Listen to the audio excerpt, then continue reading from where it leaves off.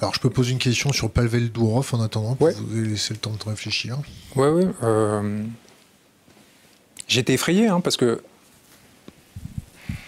ça me permet, vous allez me dire que je suis monomaniaque, mais ça me permet de finir là-dessus. Enfin, parce que c'était rigolo, c'est plutôt de l'ordre de l'anecdotique, mais je pense que j'étais le premier à alerter sur le fait que Macron lui avait donné la nationalité française.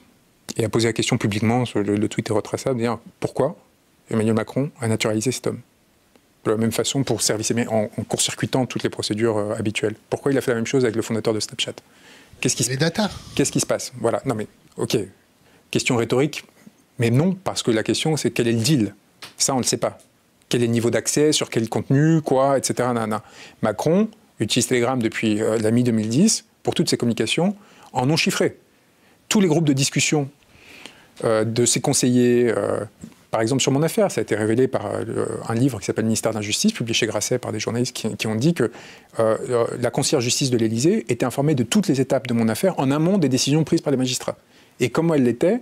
Par des boucles Telegram qui étaient partagées avec 5 à 10 conseillers qui faisaient remonter et qui après redescendaient des instructions au procureur et ainsi de suite, qui étaient sur Telegram. Or, les groupes sur Telegram sont non chiffrés. C'est-à-dire qu'ils sont en clair pour ceux qui sont sur Telegram, enfin ceux qui détiennent des serveurs Telegram, ou ceux qui ont accès aux serveurs Telegram, qu'ils ont infiltrés d'une façon ou d'une autre. Donc, il y a de quoi faire sauter 100 fois ce régime sur les serveurs Telegram. Donc la première question, c'est pourquoi est-ce qu'il lui offre la nationalité? Je sors le truc, un an après, Le Monde fait un article sur le sujet.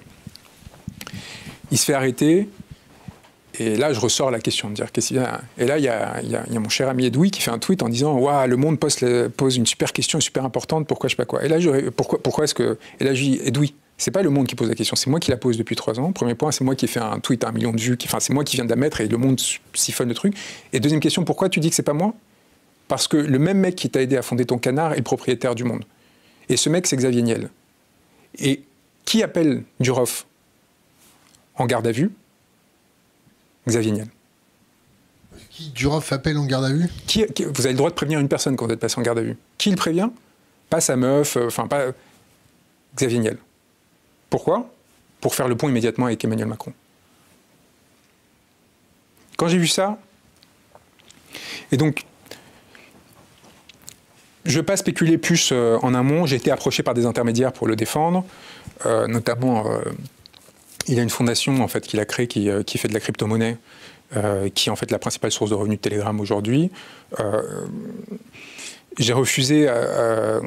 Donc il voulait en fait une sorte de défense officielle avec tous les mecs, dont un avocat qui est mis en examen pour faux et usage de faux, qui est justement un proche de la Macronie et de ces personnes-là. Et il voulait, je pense, des proxys qui ne soient pas directement liés à lui. Enfin, vous voyez, une sorte de...